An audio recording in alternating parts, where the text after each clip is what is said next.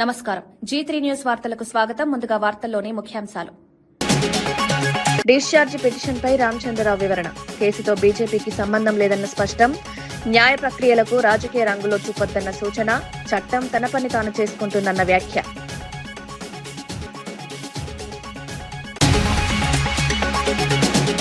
తను పార్టీని ప్రకటించాక చాలా సర్ప్రైజ్లుంటాయన్న కవిత. ఢిల్లీ మద్యం కేసు ఇంకా ఉందని బీజేపీ నేతలు మాట్లాడటం విడ్డూరమన్న కవిత. తనను 5 నెలల పాటు జైల్లో పెట్టి క్షోభకు గురిచేశారని, సమస్యలున్న చోట ఎప్పుడూ షో చేయడానికి వీల్లేదన్నారు. దేవాదాయ భూములు కట్టబెట్టడంపై గుడివాడ ఆగ్రహం. 100 కోట్ల విలువైన భూమి ప్రైవేటుకు ఇచ్చారన్న ఆరోపణ. కలెక్టర్ పాత్రపై ప్రశ్నలు లేవనెత్తిన మాజీ మంత్రి. సమగ్ర విచారణ జరపాలని అధికారులకు డిమాండ్. రైస్ మిల్లర్లపై అక్రమ కేసులు బనాయిస్తున్నారన్న ఆరోపణ. కమిషన్లు ఇవ్వలేదని ఒత్తిడి తెస్తున్నారన్న విమర్శలు. వ్యాపార వర్గాలపై భయాందోళనలు సృష్టిస్తున్నారన్న వ్యాఖ్య. వేధింపులాపాలని మాజీ మంత్రి జగదీష్ రెడ్డి డిమాండ్. మూసీ ప్రాజెక్టుపై చిల్లర రాజకీయాలు మానాలని చినగాని దయాకర్ సూచన. 55 కిలోమీటర్లు శుభ్రపరిచే పనులు ప్రారంభం. భవిష్యత్ తరాలకు పునర్జీవనాది లక్ష్యమన్న వ్యాఖ్య. అభివృద్ధిని అడ్డుకోవడం సరికాదన్న విమర్శ.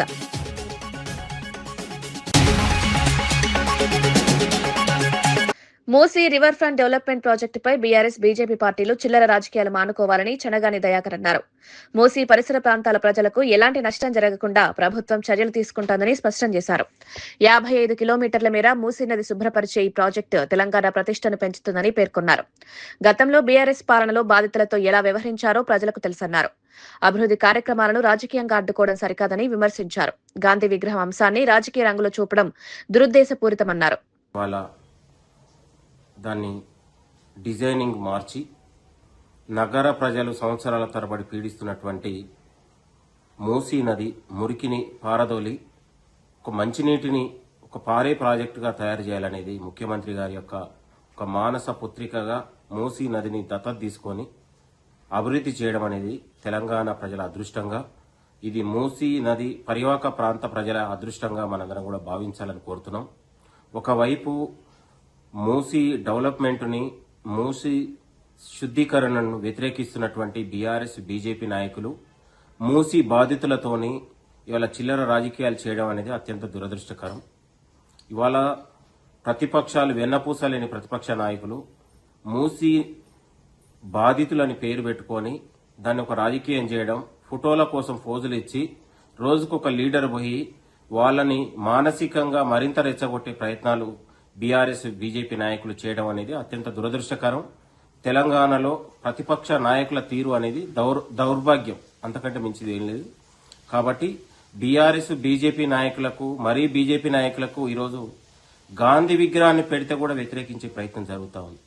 గాంధీ సరోవర్ ప్రాజెక్టును పూర్తిగా వ్యతిరేకిస్తూ గాంధీ విగ్రహం పెట్టడానికి కూడా బీజేపీ నాయకులు వ్యతిరేకించడం అంటేనే ఇవాళ మహాత్ముడికి ఇవాళ ఎంత పెద్ద ద్రోహం తలపెడుతున్నారనే విషయాన్ని కూడా మనకు అర్థమవుతా ఉంది.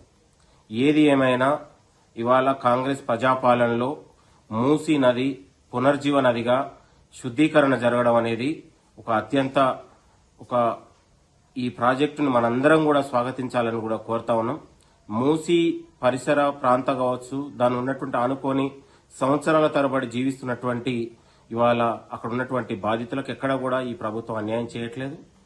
అందరికీ కూడా పునరావాసం కల్పిస్తాం. ఏ ఒక్క బాధితుడు కూడా అన్యాయం జరగదు. ఈ ప్రజాపాలనలో, రేవంత్ రెడ్డి గారి పాలనలో బాధితులు వినతి పత్రాలు ఇస్తేనో విజ్ఞప్తులు చేస్తే కూడా ఈ ప్రభుత్వం స్పందిస్తుంది, మాట్లాడుతూ ఉంది. బీఆర్ఎస్ పాలనలో ఇవాళ మల్లన్న సాగర్ బాధితుల గోస రాబోయే 2 నెలల్లో కొత్త రాజకీయ పార్టీ స్థాపించనున్నట్లు కవిత సంచలన ప్రకటన చేశారు. రాజకీయాల్లో ధైర్యం, ఓటమిని అంగీకరించే మనస్తత్వం అవసరమని పేర్కొన్నారు. ప్రజల ఆశయాలను ప్రతిబింబించే వేదిక అవసరమన్నారు.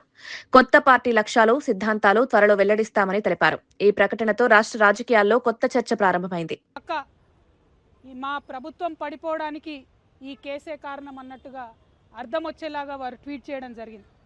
ఇవాళ నేను పొద్దున్నుండి బీఆర్ఎస్ పార్టీ సోషల్ మీడియా ఏదైతే అనేక రకాలైనటువంటి కమెంట్స్ చేస్తూ ఉన్నారో, ఏదైతే మొత్తం బీఆర్ఎస్ పార్టీ ఇక్కడ రాష్ట్రంలో ఓడిపోవడానికి ఈ కేసే కారణమని ఒక ట్విస్ట్ ఇచ్చే ప్రయత్నం చేస్తూ ఉన్నారో, వాళ్ళందరినీ కేటీఆర్ రామారావు గారిని సూటిగా నేను ఒక ప్రశ్న అడుగుతా ఉన్నా.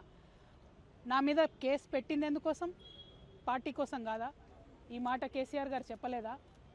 మరొకవేళ నా మీద కేసు పెట్టింది పార్టీ కోసమే అని మీ అందరికీ తెలిసి ఉంటే ఇవాళ మీరు ఏదైతే ట్వీట్ చేసిండ్రో అది నిజమే అయితే నేను జైలుకు వెళ్ళేంత వరకు కూడా ఒక్కసారి కూడా మీరు ప్రెస్ మీట్ పెట్టకపోవడం ఎందుకు? కేసీఆర్ గారు ప్రెస్ మీట్ పెట్టకపోవడం ఎందుకు? ఇంకా పెద్ద నాయకులు ఎవరు కూడా మాట్లాడకపోవడం ఎందుకు? అంటే ఆనాడేమో నేను ఒంటరిగా ఫేస్ చేసుకోవాలి, పార్టీ సోషల్ మీడియా కనీసం సపోర్ట్ చేయదు. ఆనాడు బీజేపీ సోషల్ మీడియా అంతా నేను అత్యంత పవిత్రంగా 9 రోజులు అన్నం మెతుకు తినకుండా బతుకమ్మ చేసే వ్యక్తిని నేను. అత్యంత పవిత్రంగా నేను బతుకమ్మ ఎత్తుకొని ఈ జాతి సంస్కృతిని చాటి చెప్పినటువంటి బిడ్డను నేను. ఆ బతుకమ్మ ప్లేస్లో లిక్కర్ బాటిల్ పెడితే బీఆర్ఎస్ పార్టీ సోషల్ మీడియా ఆనాడు ఏమైంది? మీరు ఆనాడే ఎదుర్కొని ఉంటే ఈ గతి పట్టేదా బీఆర్ఎస్ పార్టీకి? బీఆర్ఎస్ పార్టీ అసెంబ్లీ ఎన్నికల్లో ఓడిపోవడానికి నేను కారణమా? ఒక్కసారి ప్రజలు కూడా రివైండ్ బటన్ దయచేసి నా కోసం ప్రెస్ చేసి ఆలోచన చేయాలి. ఆనాడు ఉన్న అంశాలు ఏంటిది? ఇండ్లు ఇవ్వలేదన్న అంశం, ఉద్యోగాలు ఇవ్వలేదన్న అంశం, దోపిడీదారులకు టికెట్లు మార్చమని ఎంతమంది మొత్తుకున్నా మార్చకుండా వాళ్ళనే మళ్ళీ ప్రజల మీద రుద్దాలనేటటువంటి చేసిన ప్రయత్నం, ఈ అంశాలు కాదా ఆనాడు చర్చలో ఉన్నాయి? అన్నిటికన్నా ఎక్కువ అహంకారం అనేటటువంటి అంశం కాదా చర్చ? ఇవాళ వచ్చినటువంటి తీర్పుని అనుగుణంగా మలుచుకొని బీఆర్ఎస్ పార్టీ ఓటమిని నా మెడలో వేయాలని చూస్తున్నారు. ఇది కరెక్ట్ కాదు. కేటీఆర్ గారు, మీరు ప్రజలకు జవాబుదారీగా ఉండాలి. You are living in a denial my dear brother. Accept the fact, understand what he's happened during that election. Railway ప్లాట్ఫామ్ల వద్ద గ్లోబల్ టెండర్ల పేరుతో స్థానికులకు అవకాశాలు దూరమవుతున్నాయని మాజీ ఎమ్మెల్యే దాస్యం వినయ్ భాస్కర్ విమర్శించారు. కేంద్రంలోని బీజేపీ ప్రభుత్వం స్థానికుల ప్రయోజనాలను విస్మరిస్తోందని ఆరోపించారు. టెండర్లలో స్థానికులకు ప్రాధాన్యం కల్పించాలంటూ దశల వారీగా ప్రజా ఉద్యమం చేపడతామన్నారు. వరంగల్లో నిర్వహించనున్న ధర్నాకు మాజీ మంత్రి హరీష్ రావును హాజరవుతారని పేర్కొన్నారు. స్థానిక వ్యాపారులకు న్యాయం జరిగే వరకు పోరాటం కొనసాగిస్తామని హెచ్చరించారు. పేదవాని సమస్యలు అర్థమవుతుంది. ఈ ప్లాట్ఫామ్ లో నేను కూడా చాలా సందర్భాలలో ఇక్కడ బుక్ స్టాల్ ఉండే, కూల్ డ్రింక్ షాపులు ఉండే, పల్లి చెక్కీలు షాపులు ఉండే, బిస్కెట్ స్టాళ్ళు ఉండే. ఈ రోజు ఆ లోకల్ వాళ్ళు అమ్మే ఈ స్టాల్ అన్ని కూడా పోయినాయి. ఎవరికి వచ్చినాయి? పక్కకున్న ఏపీ టెండర్, ఏపీ రాష్ట్రంలో ఉన్నకి వచ్చినాయి, మహారాష్ట్రలోకి వచ్చినాయి. అక్కడ వీళ్ళందరూ కూడా మా ప్రాంత బిడ్డలందరూ కూడా కూలీలుగా పనిచేస్తున్నారు. స్థానికులను పొట్టగొట్టే ప్రయత్నం ఈ కేంద్రంలో ఉన్నటువంటి బీజేపీ ప్రభుత్వం చేయొద్దని చెప్పి ఈ పోరుగల్ లాంటి ఓరుగల్ నుంచి ఈ పోరాటం స్టార్ట్ అయింది అన్నటువంటి విషయాన్ని కూడా ఈ సందర్భంగా తెలియజేస్తున్నా. బోడగుట్ట ప్రాంతంలో రైల్వే ట్రాక్ మరి దాటుతున్నటువంటి సందర్భంలో అనేక ప్రమాదాలు జరిగినాయి. కాబట్టి ఇక్కడ ఉన్నటువంటి మున్సిపల్ అధికారులు కానీ, రైల్వే అధికారులు కానీ ప్రజల ప్రాణాలతో చెలగాటమాడకుండా ఫుట్ ఓవర్ బ్రిడ్జ్ తక్షణమే రావాలని చెప్పి మేము డిమాండ్ చేస్తున్నాం. ఏదేమైనప్పటికీ కూడా ఇది దశల వారీగా ఉద్యమం కొనసాగుతుంది. గల్లీ నుంచి ఢిల్లీ వరకు తీసుకుపోతాం. రేపు ఉదయం 10 నుంచి 2 వరకు కాజ్పేట్ చౌరస్తాలో ఈ డిమాండ్స్ ను రైల్వే అధికారుల దృష్టికి, కేంద్ర ప్రభుత్వం దృష్టికి తీసుకొచ్చేదానికి మేము ఉద్యమం చేపట్టబోతున్నాం. ఇక్కడ ఉన్నటువంటి వర్క్ షాపులు కానీ దయచేసి వేరే ప్రాంతానికి తరలించొద్దు. ఒకవేళ మీరు తరలించినట్టయితే ప్రజా ఉద్యమానికి శ్రీకారం చుడతామన్నటువంటి విషయాన్ని కూడా ఈ సందర్భంగా తెలియజేసుకుంటూ, రేపు ఈ ధర్నా కార్యక్రమానికి అసెంబ్లీలో ఉన్నటువంటి deputy floor leader Harish Rao గారు రాబోతున్నారు. రేపు ధర్నా కార్యక్రమంతో ప్రారంభమై ఖచ్చితంగా 80% స్థానికులకు ఉద్యోగాలు ఈ కోచ్ ఫ్యాక్టరీలో వచ్చే వరకు ఖచ్చితంగా మా పోరాటం కొనసాగుతుంది.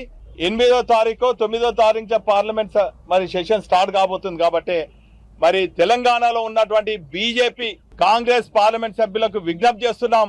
దయచేసి ఈ ప్రాంత సమస్యలపైన మీరు పోరాడండి, ప్రాంత ప్రజల మనుగడను కాపాడండి, ప్రాంత ప్రజల మనోభావాలను గౌరవించండి అని చెప్పి కాంగ్రెస్, బీజేపీ పార్లమెంట్ సభ్యులను విజ్ఞప్తి చేస్తున్నాం, డిమాండ్ చేస్తున్నాం. పవిత్రమైన ప్రసాదంపై నిందలు వేస్తూ కూటమి నాయకులు మతాన్ని రాజకీయాలకు వాడుకుంటున్నారని మాజీ ఎమ్మెల్యే కరణం ధర్మశ్రీ ఆరోపించారు. కొందరు అధికారులు కూడా కూటమి కార్యకర్తలా వ్యవహరిస్తున్నారని విమర్శించారు. సనాతన ధర్మం పేరుతో ప్రజలను తప్పుదారి పట్టించే ప్రయత్నాలు జరుగుతున్నాయన్నారు. మత అంశాలను రాజకీయ లాభం కోసం వినియోగించడం తగదని హెచ్చరించారు. ప్రజల విశ్వాసాలను దెబ్బతీసే విధంగా వ్యాఖ్యలు చేయకూడదన్నారు. ప్రభుత్వానికి ఒక కార్యకర్తగానో, కూటమి నాయకురాలుగా ఈ రోజు జిల్లా మెజిస్ట్రేట్ ఉన్నటువంటి వ్యక్తి ఉన్నాడు. దేవాదాయ ధర్మాదాయ శాఖలకు భూమి ఖమ్మమ్మ ఆవిడ పేరు దూరి కామమ్మ అనే సత్తరు అనేది పేరు అనమాట. యాక్చువల్గా అనకాపల్లిలో వాసవి చెందుతాయని చెప్పి దూరి కామమ్మ అనే వ్యక్తి, సూరాన్ అనే వ్యక్తి ఇద్దరు కలిపి బ్రాహ్మణుల భోజన వసతి కోసం ఆ రోజు అన్నదాన సత్తరువుని ఏర్పాటు చేసి అది చౌట్రీని ఎండోమెంట్లో ఉంచి దాన్ని కాపాడి అక్కడ వర్తకులకి బ్రాహ్మణులకి భోజన నిమిత్తం ఇచ్చినటువంటిది సత్రం. అది ఇది అందరికీ తెలుసు. అనకాపల్లి జిల్లాలో ఉన్నటువంటి ప్రతి ఒక్కరికి తెలుసు. ఇది దీని మీద ఏనాటి నుంచో కన్ను వేసుకున్నటువంటి ఆనాడు 2014, 2019 తెలుగుదేశం నాయకులు పావులు కలిపి ముందుకు వెళ్తే తర్వాత మేము అధికారంలోకి వచ్చినప్పుడు మా దృష్టికి వచ్చిన ఇది ప్రభుత్వం అసలు కాపాడవలసిన బాధ్యత ప్రభుత్వం అందని చెప్పి ఆ రోజు ఫైల్ కదలలేకుండా చేస్తే వారసులు అంటే ఎవరు కొడుకో కూతురో ఉంటారు. కానీ కౌలుదారుడిగా ఉన్నటువంటి చింతల్లి చేత ఒక సోమవారం పూట స్పందనలో పేపర్ ఇచ్చినట్టు ఇచ్చి తక్షణమే ఈ కలెక్టర్ గారు వచ్చిన తర్వాత జూలై నుంచి సర్వేయంగా స్పీడ్గా పరిగెట్టింది ఈ ఫైలు పరిగెట్టడమే కాదు, ఇది క్లియర్గా ఎండోమెంట్ తాలూకు ఆస్తని 100 కోట్లు విలువైనటువంటి ఆస్తని దానిలో సగమైనా సరే కైంకర్యం చేసుకుందాం, మన సర్వీసులో ఉంటుండగా ఇంత సంపాదించుకోలేం, ఇది వెంటనే సంపాదించుకోవచ్చని దుగ్ధతో చేసినటువంటి దుర్మార్గమైనటువంటి చర్య ఇది. మరి ఒక ఉన్నతమైనటువంటి స్థానంలో పేదవాడి భూములు కాపాడవలసిన బాధ్యత లేదు, ప్రభుత్వం తాలూ భూములు కాపాడవలసిన బాధ్యత మీది. ఇప్పుడే అమర్నాథ్ చెప్పాడు. నల్గొండ జిల్లా రైస్ మిల్లర్లపై కాంగ్రెస్ మంత్రులకు కమిషన్లు ఇవ్వలేదనే కారణంతో అక్రమ కేసులు బనాయిస్తున్నారని మాజీ మంత్రి జగదీష్ రెడ్డి ఆరోపించారు. ఎన్నికల ఖర్చుల కోసం డబ్బులు సమీకరించడానికే ఈ ఒత్తిడులు చేస్తున్నారని విమర్శించారు. రైస్ మిల్లర్లను అరెస్టులు చేసి భయభ్రాంతులకు గురి చేస్తున్నారని అన్నారు. కాంగ్రెస్ ప్రభుత్వం అన్ని వర్గాలను మోసం చేస్తోందని, దోపిడీ పాలన కొనసాగుతోందని తీవ్రంగా మండిపడ్డారు. కేరళ ఎన్నికల ఖర్చుల కోసం తెలంగాణ నుంచి నిధులు తరలించే ప్రయత్నం జరుగుతోందని ఆరోపించారు. వ్యాపార వర్గాలపై వేధింపులు ఆపాలని డిమాండ్ చేశారు. చేసి జైల్లో పనిచేస్తూ ఉన్నారు. ఈ ప్రభుత్వం వచ్చిన కానుంచి అన్ని వర్గాల ప్రజల్ని మోసం చేసుడు, వాళ్ళని దోపిడీ చేసుడు తప్ప ఇంకొకటి లేదు. ప్రత్యేకించి తెలంగాణలో వాస్తవానికి ఉమ్మడి నల్గొండ జిల్లాలో భారతదేశంలోనే అత్యంత ఎక్కువ పంట పండించిన జిల్లాగా నల్గొండ జిల్లా రికార్డు సృష్టిస్తే ఆ 10 ఏళ్లలో ఏ ఒక్కరోజు కూడా రైతులకు ఇబ్బంది లేకుండా, మిల్లర్లకు ఇబ్బంది లేకుండా, కరోనా సమయంలో కూడా అధికారులు, మా ప్రజాప్రతినిధులు, మా ఎమ్మెల్యేలు, మా సర్పంచులు, ఎంపీటీసీలు, జడ్పీసీతో సహా ప్రతి ఒక్కరు కూడా చక్కటి కోఆర్డినేషన్ చేసుకొని ఎవరికే ఇబ్బందులు రాకుండా కాపాడుకుంటూ వచ్చినాం, ప్రతి గింజను కొనుక్కుంటూ వచ్చినాం. కానీ ఈ ప్రభుత్వం వచ్చిన తర్వాత ఒకవైపేమో దోపిడీదారులకు, దళారులకు వదిలేసి రైతాంగం యొక్క ధాన్యం కొనుగోలు చేయకుండా ఆ సమయానికి ధరలు తగ్గించి అమ్ముకోమని చెప్పి, ఆ ధరలు తగ్గించి అమ్ముకోమని చెప్పి దానికి ప్రతికూలంగా మాకు ఎన్నికల ఖర్చులు లంచాలు ఇవ్వాలని చెప్పి మిల్లర్ల మీద ఒత్తిడి చేసి కూడా దుర్మార్గంగా వాళ్ళు భయభ్రాంతులకు గురి చేస్తున్నారు. కొంతమందిని అరెస్ట్ చేయడం, మిగతా వాళ్ళకి ఫోన్లు చేసి మీరు కూడా జైలు పోతారా, మాకేమైనా సమర్పిస్తారా అని చెప్పి ఈ రకంగా నల్గొండ జిల్లా మంత్రి కావచ్చు, సూర్యాపేట మంత్రి కావచ్చు, మంత్రులు కూడా దుర్మార్గమైన అవినీతికి పాల్పడుతున్నారు. మరి ఈ విషయాన్ని కూడా జిల్లా ప్రజలు కావచ్చు, జిల్లా వ్యాపారస్తులు అందరూ కూడా గమనించాలని చెప్పి నేను కోరుతాను. అనకాపల్లి నియోజకవర్గంలో 100 కోట్ల రూపాయల విలువైన దేవాదాయ శాఖ భూమిని ప్రైవేట్ వ్యక్తులకు కట్టబెట్టారని మాజీ మంత్రి గుడిమాడ అమర్నాథ్ ఆరోపించారు. బ్రాహ్మణ భోజన సత్రం కోసం దాతలిచ్చిన భూమిని ఇతర ప్రయోజనాలకు వినియోగిస్తున్నారని మండిపడ్డారు. కలెక్టర్ పాత్రపై కూడా ప్రశ్నలు లేవనెత్తారు. దేవాదాయ భూముల పరిరక్షణలో వ్యవస్థలు విఫలమయ్యాయని అన్నారు. ఈ అంశంపై సమగ్ర విచారణ జరపాలని డిమాండ్ చేశారు. తారాదత్తం చేసినటువంటి కాపీ ఇది. ఇంత పెద్ద ఎత్తున ఇది ఇందాక నేను చెప్పినట్టు 1915లో ఎవరైతే ఈ దూరి కామమ్మ అనేటువంటి వారు డొనేట్ చేశారో 1915 డాక్యుమెంట్ ఇది.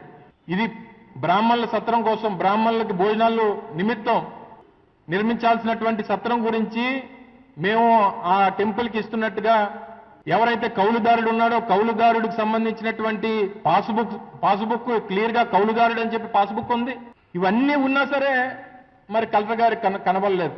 ఓ పక్కేమో హిందుత్వం గురించి, దేవాలయాల గురించి, దైవం గురించి, మతం గురించి ప్రభుత్వాలు మాట్లాడుతున్నా ఉన్నాయి. ఓ పక్కేమో దేవుడి భూములు కైంకర్యం అయిపోతా ఉన్నాయి.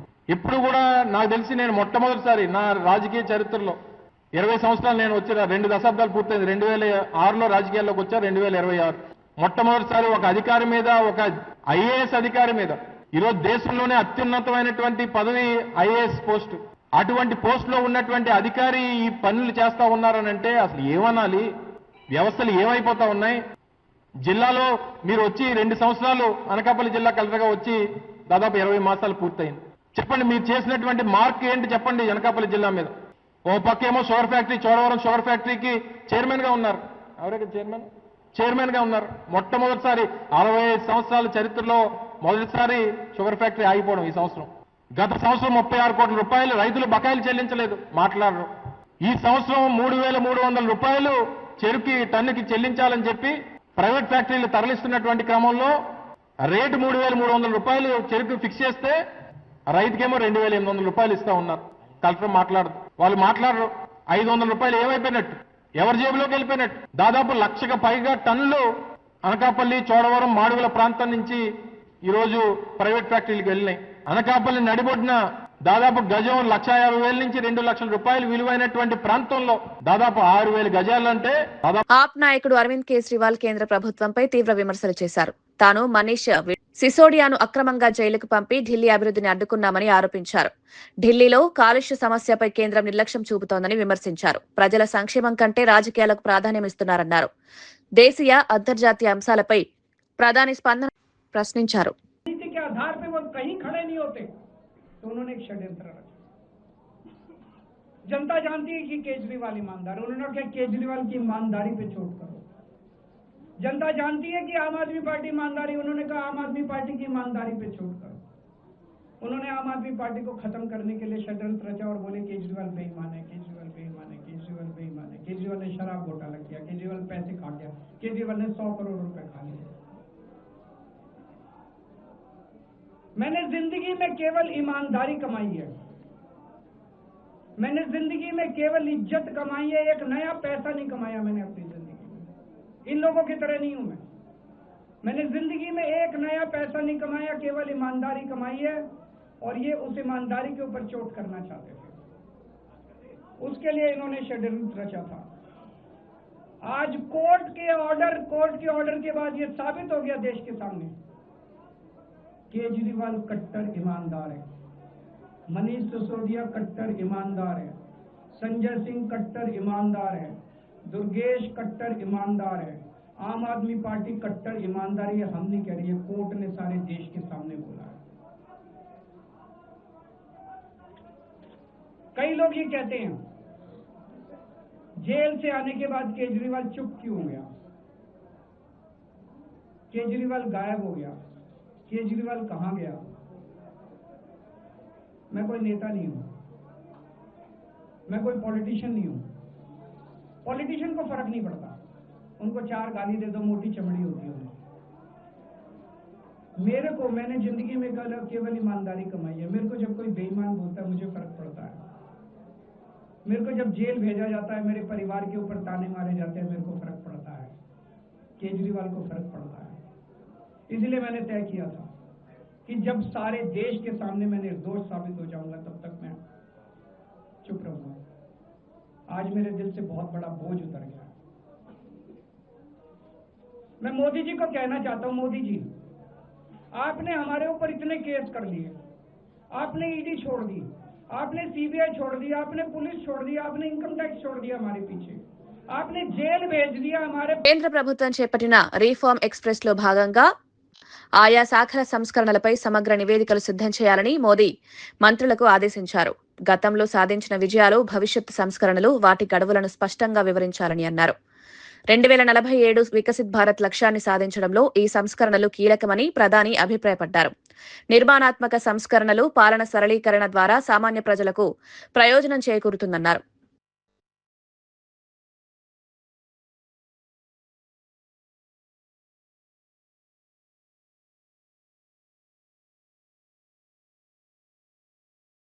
కేజ్రీవాల్ కవితపై దాఖలైన డిశ్చార్జ్ పిటిషన్ పూర్తిగా న్యాయపరమైన ప్రక్రియ మాత్రమేనని బీజేపీ రాష్ట్ర అధ్యక్షుడు రామచంద్రరావు స్పష్టం చేశారు. ఈ కేసుతో బీజేపీకి ఎలాంటి సంబంధం లేదన్నారు. ఢిల్లీ ఎక్సైజ్ పాలసీ వ్యవహారంపై మొదటగా ఫిర్యాదు చేసింది కాంగ్రెస్ పార్టీయేనని పేర్కొన్నారు.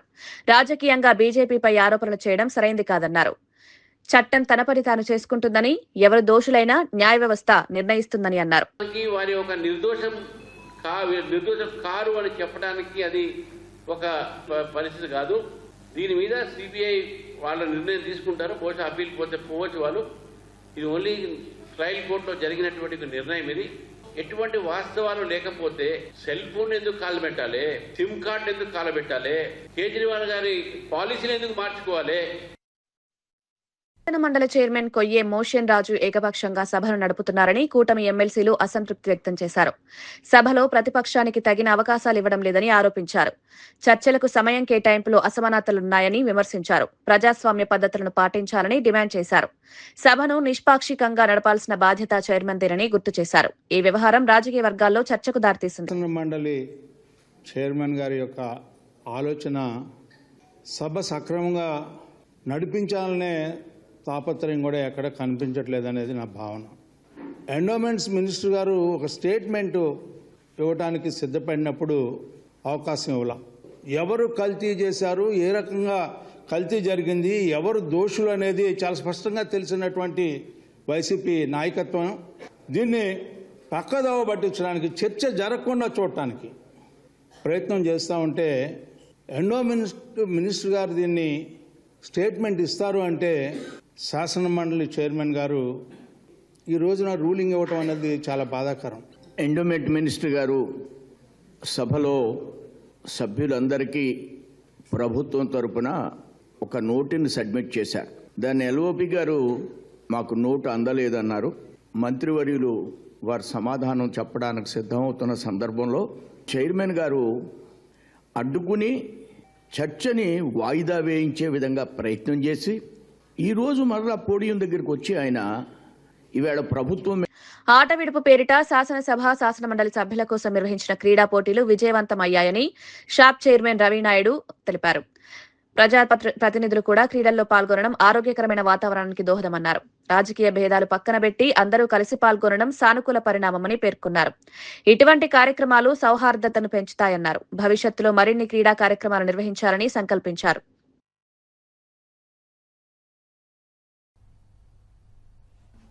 వైసీపీ సోషల్ మీడియా నిజంగా సిగ్గుందా అని అడుగుతున్నా. మళ్ళా అసలు క్రీడలంటే మీకు తెలుసా అని అడుగుతున్నా. ఎమ్మెల్యేలు, ఎమ్మెల్సీలు, మినిస్టర్సు ఇక్కడ శాసనసభ జరుగుతూ వాళ్ళ టైం అంతా అక్కడ అయిన తర్వాత రిమైనింగ్ టైంలో క్రీడలు పెట్టాం. శాసనసభ ఆపి పెట్టలే. ఇక్కడ మంత్రులు కానీ, ఎమ్మెల్యేలు కానీ, ఎమ్మెల్సీలు కానీ మేము క్రీడాకారులకు మద్దతుగా ఉన్నాం, క్రీడలను ప్రోత్సహిస్తాం, ఈ రాష్ట్రాన్ని క్రీడాంధ్రప్రదేశ్గా మార్స్తామని చెప్పి వాళ్ళు మద్దతుగా ఇక్కడికి వచ్చారు. దాని మీద కదా దుష్ప్రచారం చేశారు సోషల్ మీడియాలో చేసి. మేము ఒకటే చెప్తున్నాం, మీ జగన్మోహన్ రెడ్డి ఆడింది. ఖమ్మంలో భూదాన్ భూముల్లో ఇల్లు కోల్పోయిన బాధితులను కూనంనేని సాంబశివరావు పరామర్శించారు. టీటీడీసీ పునరావాస కేంద్రంలో బాధితుల వివరాలు తెలుసుకున్నారు. 2017 ఇళ్ల యాజమాన్యాన్ని గుర్తించి అసలైన లబ్ధిదారులకు న్యాయం చేయాలని అధికారులను కోరారు. గ్రామసభ తరహాలో పారదర్శకంగా విచారణ జరపాలని సూచించారు. పేదలకు న్యాయం జరగకపోతే కలెక్టరేట్ వద్ద ఆందోళన చేపడతామని హెచ్చరించారు. భూదాన్ భూముల అంశంపై ప్రభుత్వం స్పష్టమైన నిర్ణయం తీసుకోవాలని డిమాండ్ చేశారు.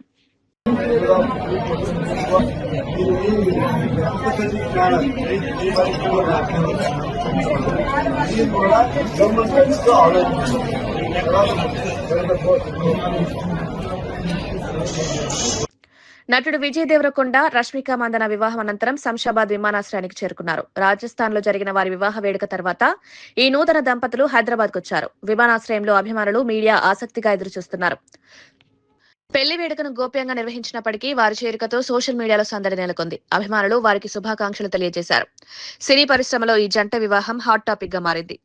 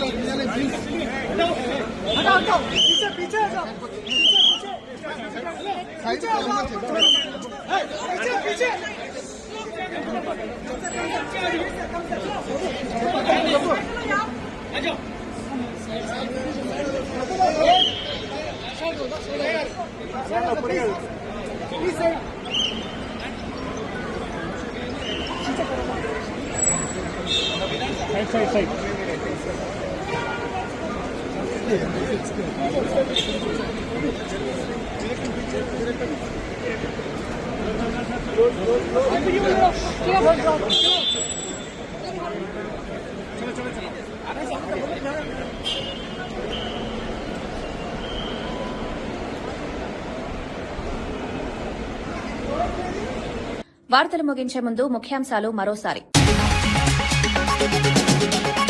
డిశ్చార్జ్ పిటిషన్పై రామచంద్రరావు వివరణ. కేసుతో బీజేపీకి సంబంధం లేదన్న స్పష్టం. న్యాయ ప్రక్రియలకు రాజకీయ రంగులో చూపొద్దన్న సూచన. చట్టం తన పని తాను చేసుకుంటుందన్న వ్యాఖ్య.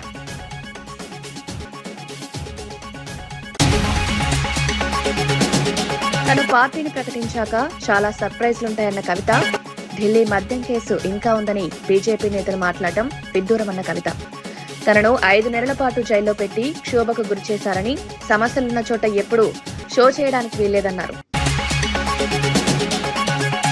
దేవాదాయ భూములు కట్టబెట్టడంపై గుడివాడ ఆగ్రహం. 100 కోట్ల విలువైన భూమి ప్రైవేటుకు ఇచ్చారన్న ఆరోపణ. కలెక్టర్ పాత్రపై ప్రశ్నలు లేవనెత్తిన మాజీ మంత్రి. సమగ్ర విచారణ జరపాలని అధికారులకు డిమాండ్. రైస్ మిల్లర్లపై అక్రమ కేసులు బనాయిస్తున్నారన్న ఆరోపణ. కమిషన్లు ఇవ్వలేదని ఒత్తిడి తెస్తున్నారన్న విమర్శలు. వ్యాపార వర్గాలపై భయాందోళనలు సృష్టిస్తున్నారన్న వ్యాఖ్య. వేధింపులాపాలని మాజీ మంత్రి జగదీష్ రెడ్డి డిమాండ్. మూసీ ప్రాజెక్టుపై చిల్లర రాజకీయాలు మానాలని చనగాని దయాకర్ సూచన.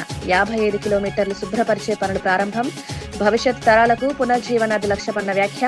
అభివృద్ధిని అడ్డుకోవడం సరికాదన్న విమర్శ.